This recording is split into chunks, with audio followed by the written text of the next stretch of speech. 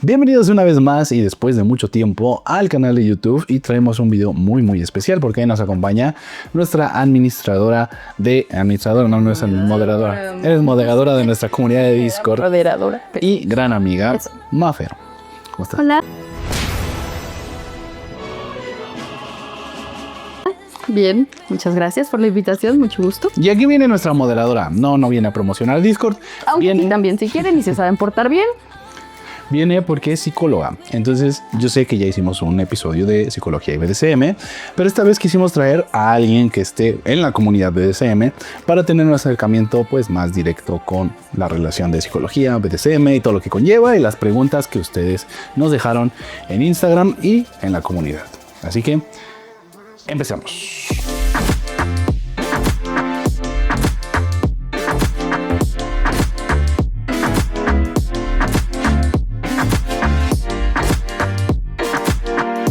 Perfecto, pues para este episodio, como mencioné, preparamos algunas preguntitas que ustedes tenían, otras que a lo mejor se me ocurren ahorita. Y la primera de ellas, y que se me hace muy importante porque aparte estoy preparando un episodio sobre ello, es ¿qué tan difícil es encontrar a un terapeuta BDSM friendly o que sepa del tema BDSM? Ok, creo que ahí son dos preguntas en una. Y dicen por ahí el típico chiste de psicólogos, ¿no? Que nuestra palabra favorita es el depende. En este caso sí aplica porque encontrar a un terapeuta BDSM friendly, o sea que digamos lo acepte o sea receptivo y sobre todo empático ante las situaciones que podamos llegar a comentarle, pues no es lo más fácil del mundo, pero también llegamos a encontrar. También aquí es saber en qué medios buscar. Muchas veces si vamos a un consultorio que tengamos cerca de casa, pues puede que tengamos como esa suerte de que va a ser alguien actualizado, que va a... También depende mucho de la perspectiva teórico-metodológica con la que trabaje, pero pues ahí sí es como un poquito ese volado al aire, ¿no? O sea, esa moneda al aire, perdón, de pues si va a estar actualizado, qué corriente va a ser con la que trabaja, si también tiene, digo, lo ideal es que no van de por medio los juicios personales, pero pues muchas veces sí, ¿qué percepción tenemos acerca de la sexualidad? Todo lo referente al BDSM y específicamente el sadismo y el masoquismo, pues sí tienen un componente ahí que a veces puede ser complicado para algunos terapeutas. Y que nos hemos encontrado personas que nos han dicho, ay, es que mi terapeuta me juzgó porque hago esto, mi terapeuta me mandó incluso a psiquiátrico por practicar esto, y es como, no. Sí, es cierto, no me acuerdo quién dijo eso, que fue como de, pues es que me mandaron a psiquiatría, ¿no? Porque le dije que me gustaba el dolor. Entonces tampoco se trata de eso, o sea, no es que automáticamente cuando nos gusta el dolor ya es que tengamos un padecimiento psiquiátrico. Me encantaría decirles que no se van a topar con terapeutas así, pero pues, ¿para qué les miento, no? O sea, es probable que sí les pase, pero por eso tenemos que saber en dónde buscar, les digo. Pues incluso hay medio psicólogos que combinan la religión. Ah, sí, también los que combinan la religión, y me lo recuerdas porque eso es tan peor. Pero sí también nos ha tocado que hay quien nos dice, ¿no? Como que, ay, pídele a Dios, o es que eso no le gusta a Dios, o Dios es esto, y es... Pues no, o sea, en la psicología no tiene que haber ni juicio de valor, ni una religión de por medio, ni mucho menos, porque es la parte más objetiva con la que tú tienes que tratar a los pacientes. Pero algo que para mí creo que pudiera ser muy funcional es buscar en redes sociales. O sea, hay clínicas de atención virtual, porque incluso hay quien me dice, es que no me gusta la atención virtual. Bueno, pero de todas maneras en redes sociales puedes ver quién tiene atención presencial según tu zona o atención virtual, que también es muy buena. Y, o sea, una puede ser preguntar directamente, ¿no? Y dos, yo he visto algunas cuentas de clínicas que incluso hacen contenido relacionado a la sexualidad y que llegan a tocar el tema del BDSM. Entonces, buscar esos medios, que al final de cuentas sí la tecnología nos da esa herramienta para poder encontrar un terapeuta ideal y que tenga este conocimiento. O que a lo mejor no sepan del tema, porque no es como que tengan que saber al 100. Exactamente. Inclusive aclarando, digo, eso lo voy a aclarar en el video que voy a hacer, que se va a llamar Green Flags y Red Flags de psicólogos BDSM. Es importante que no tienen que estar como tal en la comunidad, pero tienen que al menos ser empáticos e informarse junto contigo, como lo hizo mi terapeuta, sobre el tema. Cuando yo le expliqué a mi terapeuta, oye, practico esto, me dedico a hablar de esto en redes, órale, qué padre, déjame investigar, y me dijo, oye, es que leí un chingo y hay muchas cosas que te tengo que preguntar a ti porque yo no sé. Entonces son cosas que fuimos trabajando y que esa persona también estuvo con la atención y la intención de aprender. Pero sí, retomando ese punto, algo muy importante cuando tenemos terapeuta no es que vayamos todos a ser parte del ambiente, ni mucho menos, o que vamos a saber de pe a pa qué es el BDSM, pero sí, como menciona Rat, algo muy importante es que tanto es un terapeuta empático y que tiene la apertura para aprender. A mí, por ejemplo, me pasó que pues yo empecé a ir a terapia por otros temas, más relacionados al estrés laboral, pero de repente en las sesiones salió el BDSM, ¿no? Porque era como que voy a ir a una fiesta o tengo esto o alguna situación que a mí me estaba moviendo mucho y fue como con toda la, ahí sí reconozco con toda la pena preguntarle a mi terapeuta, oye, te quiero comentar algo, pero primero necesito saber si has escuchado acerca del BDSM. Y ya ahí él fue como que, pues en algún momento tuve una paciente que lo mencionó, no lo entiendo al 100%, pero tengo la noción básica, ¿no? Al menos yo sabía como esta cuestión de qué significan las siglas. Y fue de, acuérdate que puedes hablar de lo que tú quieras, no hay juicios, no hay absolutamente nada. Pues la idea siempre es como ver de qué manera lo abordamos en pro de tu bienestar. Sin tanto esta cuestión de eso es bueno o eso es malo, sino qué situaciones podemos tener derivadas de ese tema que necesitemos hablar o tratar de gestionar. Porque como psicólogos no tenemos la verdad absoluta, no sabemos todo lo que pueda pasar ni de todos los temas, y eso es algo que yo siempre les digo en terapia, ¿no? Yo me puedo equivocar, tú me puedes decir con toda la confianza del mundo, es que esto que estás diciendo no tiene sentido, o como yo lo vivo, no es como tú me lo estás diciendo.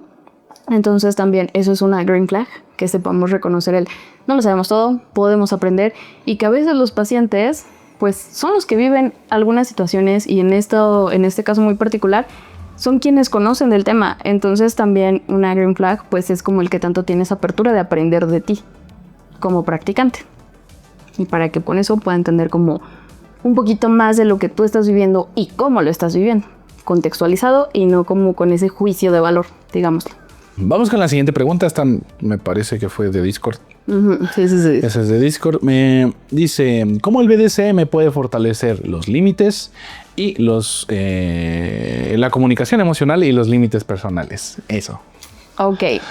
¿Cómo puede fortalecer esa parte? Idealmente, como seres humanos, aprendemos a marcar límites hacia nosotros mismos con cosas que no podemos permitir, que no nos gustan o que no queremos, y también hacia los demás. O sea, mucho de la gestión emocional y de cómo nosotros expresamos todas esas emociones tiene que ver con esa asertividad que podemos llegar a tener en algunas ocasiones para saber marcar límites. ¿Qué pasa? Pues que a veces no sabemos hacerlo. Que a veces por no generar conflictos, o porque es que si yo contesto así me van a mandar a la goma en mi casa, o mi pareja se va a enojar y no me gusta que se enoje, entonces por eso yo me callo ciertas cosas.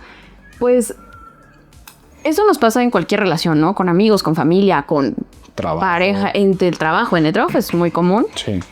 Pero algo que hemos visto en el BDSM es que pues las bases son la comunicación, la confianza, el respeto y los límites. O sea, los límites en las prácticas de es que esto ya me dolió de más, entonces ya no quiero que lo hagas, o es que de plano esta actividad no quiero hacerla, y que de verdad es algo fundamental. Podríamos decir que todos lo llevan a cabo, desgraciadamente no. Por eso luego tenemos historias de terror que nos cuentan en la comunidad, pero que idealmente el BDSM nos ayuda no solo en las relaciones de pareja o en las relaciones de ese, sino en general en la vida cotidiana. ¿De qué manera? Tarde o temprano aprendes a marcar límites, porque esos límites prácticamente, yo les digo, ¿no? O sea, todo lo que tenga que ver con sexualidad, con prácticas BDSMeras y demás, pues es como si de alguna manera te jugaras la vida. Entonces sí tienes que aprender a marcar ese límite muy claro. O sea, ese límite hasta dónde de el punto de dolor, qué cosa no quiero. Un ejemplo que siempre les pongo es cuando juegas con algo de bondage o shibari. Si tú no sabes marcar ese límite cuando estás atado, por decirlo así, pues corres un riesgo gigante. Entonces, siempre aprendemos a marcar límites. Y cuando nosotros marcamos límites dentro de una relación de ese o una relación de pareja, de alguna manera vamos aprendiéndolo, no solo en ese contexto, sino que podemos llevarlo a muchos otros.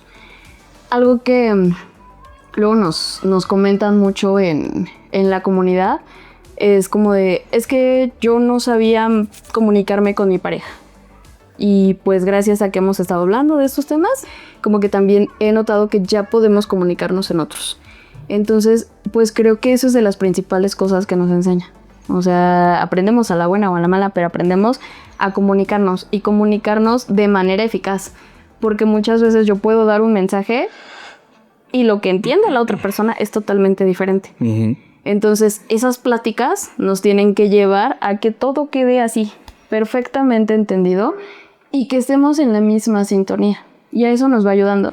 Lo mismo con los límites. ¿Los límites son necesarios en la vida? Sí. Todos tenemos que aprender a marcarlos.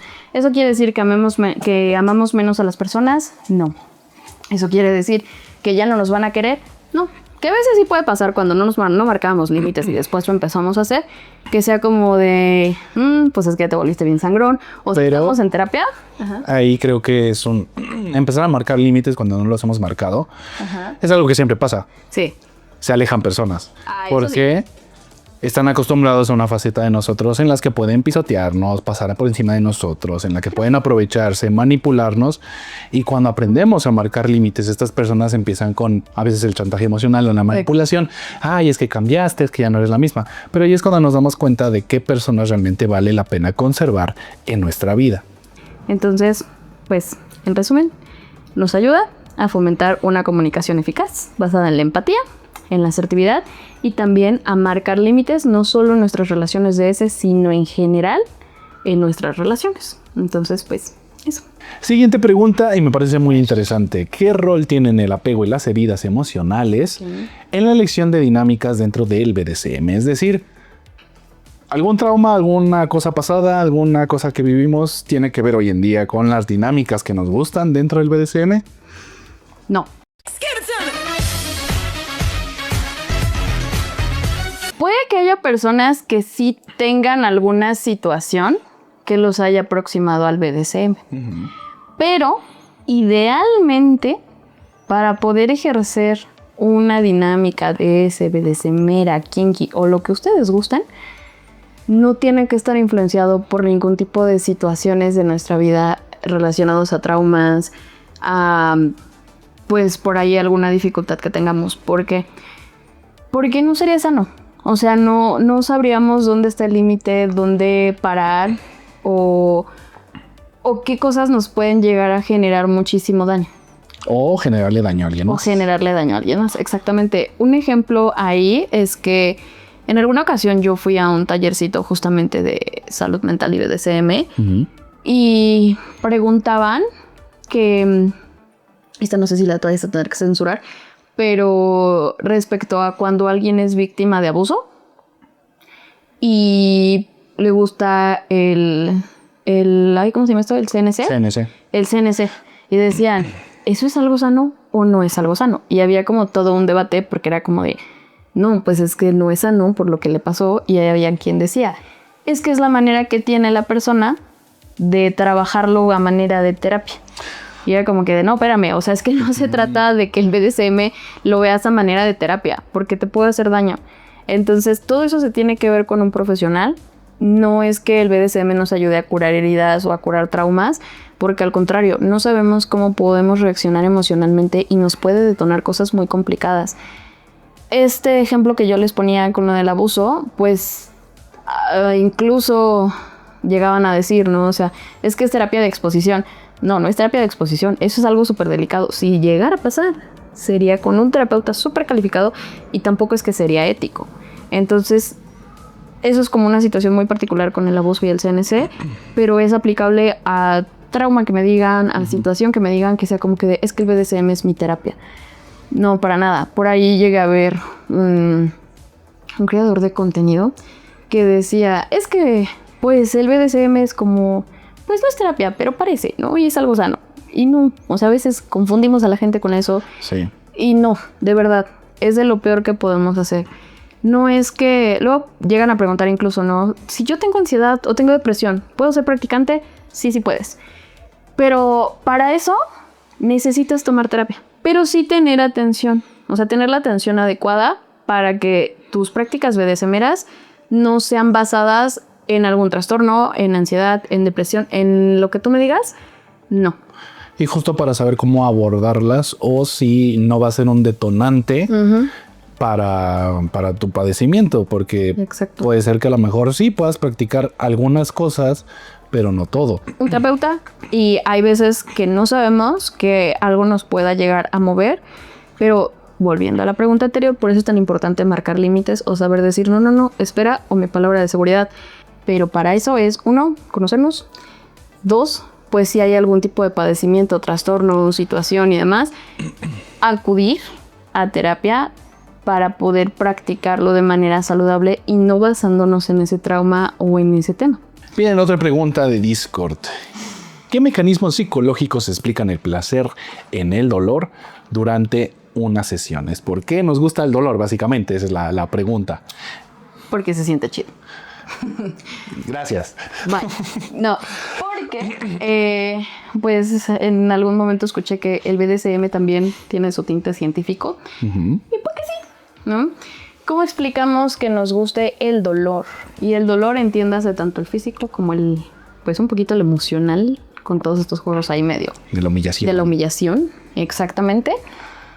Cuando todo es por estímulos. O sea, cuando hay ciertos estímulos que pueden ser de nuestro ambiente, o sea, como que veamos una mirada, una palabra, un gesto o una acción. Confirmo lo de las miradas. Confirmo lo de las miradas está bien cañón. Uh-huh. Quiero que lo sepan. Cuando tenemos ese tipo de estímulos, algo va pasando en nosotros a nivel cerebral. ¿Qué va pasando? Que vamos liberando ciertas hormonas. Se va liberando la oxitocina, endorfinas, y eso hace que el dolor se transforme en algo placentero. Uh-huh. Eso pasa mucho en los juegos de impacto. Y que sí, o sea, no solo es sino todo lo que tiene antes, ¿no? O sea... Y lo que va después. Y lo que va después, exactamente. Pero que puede ser desde... Volvemos a lo de la mirada, y que esa mirada puede ser con que vamos a jugar, o puede ser de te estás portando mal y ya, ¿no? Y esa es la que te empieza a generar como todo el cóctel emocional, como a liberar un montón de cosas. Uh-huh. Entonces, eso es lo que va haciendo. Y ya luego, pues, cuando llegas ahora sí, al momento, pues ya llegas con todo ese cóctelito emocional que va haciendo que sea placentero. Que vamos trabajando ahí también el umbral del dolor. Es muy diferente cuando alguien llega, y esto les digo, aplica para lo emocional y para lo físico. Si alguien llega y te dice una palabra que pueda ser muy, muy humillante para ti, así en seco, te vas a sacar de onda, ¿no? Vas a ser como que... Le vas a dar una cachetada. Ajá, te lo vas a cachetear así, de sácate de aquí, a mí no me hables así. Lo mismo con las nalgadas, ¿no? O sea, si alguien llega y te da una nalgada así súper fuerte en frío, va a ser como que, ¿de ahora qué te pasa? O también le vas a soltar la cachetada. Uh-huh. Si es algo que ya vienes preparando, que ya vienes liberando como toda esta cuestión a nivel hormonal, y todo esto, pues ya tu reacción va a ser muy diferente. Porque ya estás preparado, porque ya estás jugando con ese umbral del dolor. O es alguien que ya sabes que puede hacerlo y que hay la confianza para hacerlo. Y también algo muy importante que quizá en algún momento han visto en internet, que nos ayuda a bajar los niveles de cortisol. ¿A qué vamos con esto? Nuestro estrés. Uh-huh. Entonces, eso, básicamente. Que es lo que yo a veces explico cuando me hacen preguntas al respecto de esta misma pregunta. Cuando vamos a la feria o cuando vamos a los parques de diversiones. Vamos a una casa de los sustos, vamos a una montaña rusa. Que a muchos les da cierto miedo, cierto temor. Pero nos subimos porque es algo divertido y que estamos disfrutando. Y que además, cuando nos bajamos, sentimos al final, es ese estrés saliendo prácticamente, es ese bajón de todas esas emociones. También, para las personas que somos de México, comemos picante. Y el picante no es un sabor, es una sensación. Nos mama esa sensación. ¿Por qué? Porque viene esa adrenalina, viene ese cóctel de emociones y luego el relief, toda esa calma que sentimos después de que ya se nos pasó la enchilada. Eso es lo... No te duele, ya no sientes dormida la boca. Exacto. Es exactamente lo mismo. Exactamente lo mismo. Exacto. Y bueno, ahí como plus, evidentemente, que es muy importante, el aftercare. Ajá. O sea, como ese... sigue jugando en ese cóctel emocional, ¿no? Después de que ya te pegaron, por ejemplo, y bueno, lo pongo en este ejemplo de que es la personita a la que le peguen, pero también para quien lo está haciendo, pues empieza a ver todo ese juego, ¿no? Lo mismo, desde las miradas, las reacciones de la personita spanky, por ejemplo, o sea, todo ese tipo de cuestiones, pero también el after. O sea, ¿qué pasa cuando estamos en el aftercare? Ya es totalmente a lo mejor ir ver a la persona con tu carita y toda chillona o el ponerle cremita, el abrazar y demás, pues también eso hace que todo eso que pudiera ser en un primer momento doloroso se vuelva tan placentero. Esta pregunta como que retoma un poquito el tema de que hablamos de comunicación y responsabilidad y respeto, etcétera, etcétera. Pero nos preguntan cuáles son los riesgos psicológicos si se usa el BDSM como un método de escape sin responsabilidad emocional o responsabilidad afectiva. Ok. Creo que uno de los principales riesgos es no saber cuándo parar. ¿Por qué? Porque yo puedo estar... Eso lo he escuchado sobre todo de personas dominantes o tops. Que de repente es como es que cuando yo tengo ese control o tengo ese poder o puedo estar nalgueándome a alguien, pues es como mi desestrés. Y entonces es como de, ok, está padre, pero si lo haces netamente por se me fue la palabra, por usarlo como un método de escape, sin esa responsabilidad no vas a saber cuándo parar. Y puede que tú lo estés disfrutando porque estás liberando todo tu estrés ahí, uno tras otro, pero si la persona lo deja de disfrutar, si la persona ya está como que de rojo, y tú no eres capaz en ese momento de parar, pues ya estamos en un súper problemota. Uno, porque ya no estamos teniendo el consentimiento, porque eso se puede convertir en una situación de abuso. Puedes lastimar enormemente a la otra persona y ya no vamos a la cuestión de dejarle moretones, ¿no? Porque al final, pues eso se curan. Con pomadita, con árnica, con hielito, lo que tú quieras. Pero la implicación emocional que pueda tener que ver con la pérdida de la confianza, el sentirte traicionado o traicionada, pues el abuso. El abuso en sí mismo, el abuso en sí mismo, pues ya tienen un componente emocional muy grande. Entonces, esos son riesgos que se pueden llegar a correr. Y bueno, eso en un ejemplo muy concreto que aplica para todo lo que sea dolor o que no sepamos parar una práctica por mucho que nuestra pareja nos lo esté diciendo. Y si eres de esos doms o subs que dicen, yo cuando estoy en el rol es que no sé cómo detenerme o entro en mi modo animal, son mamadas. Sí, son mamadas, porque... Y sí, me ha tocado escuchar a gente que lo dice, o sea... Pero sí son mamadas, porque no eres un animal y los animalitos entienden. O sea, a los animalitos, si tú les dices ya, pues están en paz, ¿no? Y saben cómo parar. Entonces tú que tienes raciocinio, no me puedes venir a decir que te desconectas tanto cuando estás en rol que no paras. O sea, de verdad, sí son mamadas. O sea, siempre hay que tener esa línea muy marcada de decir, ya, hasta aquí. Porque si no, nos hacemos daño a nosotras y nosotros mismos y también a la personas con las que estamos jugando. Y pues no se trata de eso, porque los sentimientos que decíamos de la traición, de la culpa, de la pérdida de la confianza son muy fuertes. Y pues eso nos puede llevar incluso a decir, ya no quiero volver a asesinar. O sea, ya no quiero porque qué miedo y qué tal si me vuelve a pasar y qué tal si me vuelven a hacer. Y es que todos son iguales.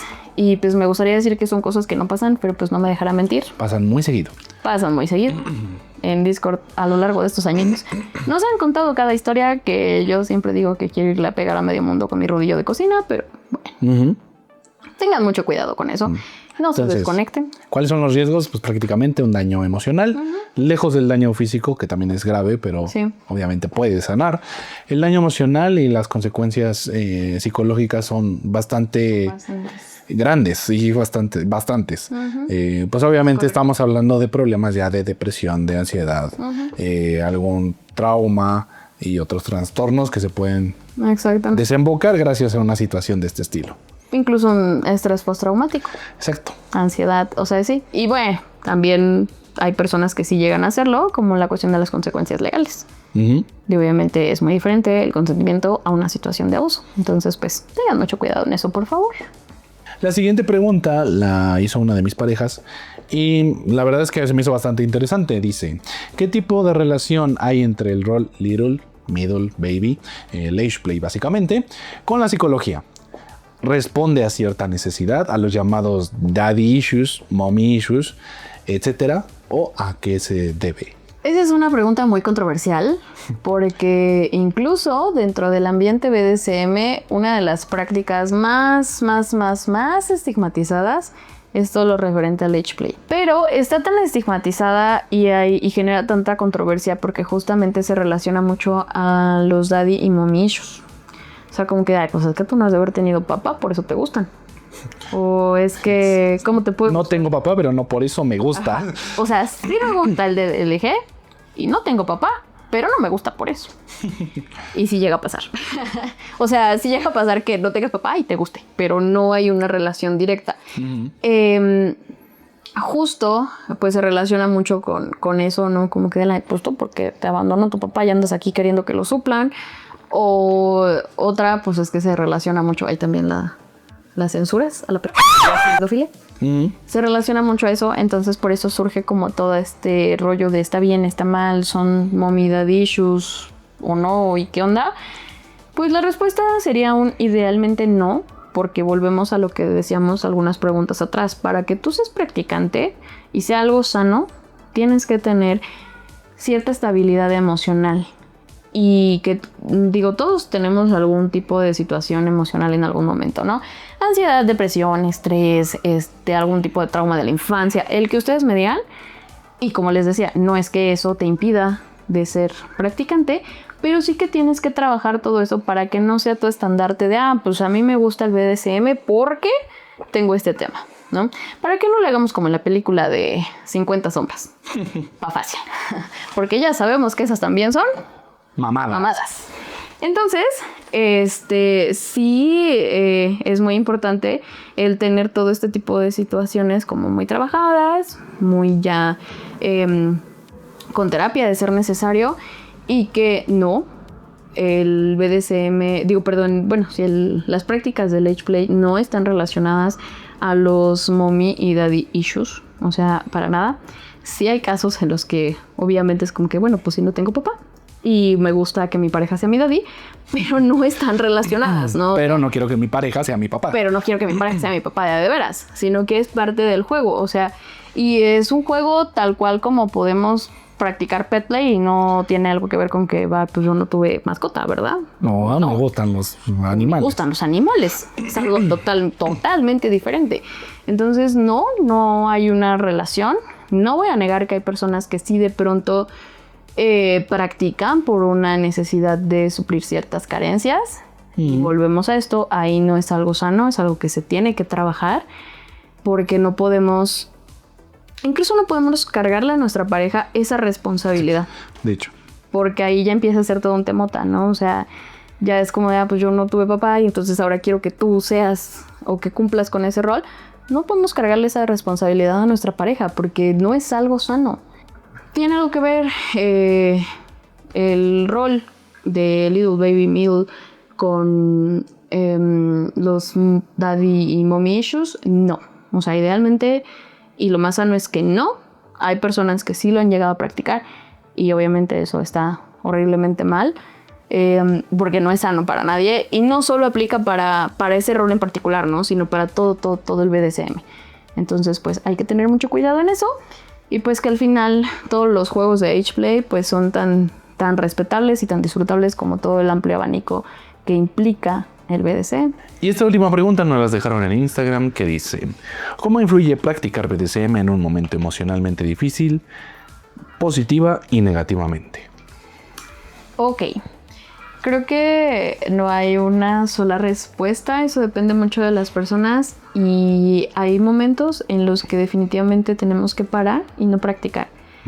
Porque muchas veces nuestro estado emocional también va a influir en cómo llevamos a cabo la sesión o la práctica, si nos gusta, si no nos gusta, si nuestra tolerancia al dolor es muchísimo menos o si de plano nos va a desbordar tanto emocionalmente que vamos a llorar y llorar y llorar o nos vamos a sentir súper mal. O que incluso podemos entrar al... ¿cómo se llama? Al subdrop. Subspace. No, al drop. Subdrop. Al subdrop o al dumb drop, que pues básicamente es como ese bajón emocional y sentimientos de malestar a raíz de una práctica. A veces es algo que pasa en la sesión tal cual, que nos dicen, nos hacen, no hacemos, decimos y demás, pero también puede llegarnos a pasar por situaciones emocionales externas. O sea, si yo estoy muy estresada por el trabajo o estoy muy triste, pues a veces la reacción puede que no sea positiva, sino que nos vayamos hacia lo negativo y hacia el desborde emocional. Puede que sea por el rol en sí mismo o por situaciones externas que están haciendo que no nos guste estar en rol en esos momentos. Y también es muy válido. Entonces, a veces necesitamos hacer pausas. O sea, sobre todo eso se me ocurre en las relaciones 24/7, que de entrada ya sabemos que no es como que todo el tiempo estemos en modo, sí señor, no señor, y sumisa esto, sumiso lo otro, ¿no? O sea, no es eso en sí mismo las relaciones 24/7, pero sí que a veces necesitamos como que bajar un poquito esas interacciones en rol para volver a estabilizarnos, porque si no nos puede generar frustración. Y pues ahí entra mucho esto del autoconocimiento. ¿Qué necesito en ese momento? ¿Y qué tanto sé cuándo parar si de plano siento que todo me está rebasando? A veces con un pequeño descansito que damos, necesitamos hablarlo, desahogarnos con nuestra red de apoyo, o a veces pues sí ya en casos que son como más tirándole a lo crónico o a que dura más de un par de días, pues buscar ayuda psicológica. Pero sí, siempre tengan muy presente que necesitamos estar bien y que puede que nos ayude a, o sea, que las prácticas nos ayuden a relajarnos o que nos den más hacia el drop. Y ahí es donde hay que tener mucho cuidado. Pues bueno, estas fueron las preguntas el día de hoy. Muchas gracias por acompañarnos. Yo feliz de andar por acá. Grabar otro episodio, quizás no de psicología, pero alguna otra cosilla contigo. Y pues ya saben, síganos en todas las redes sociales, suscríbanse, den like, comenten, síganme en TikTok, que tengo un nuevo TikTok porque me bajaron el otro. Y ¿qué más? Únanse a la comunidad de Discord. Sean bonitos. Sean activos. Sean activos.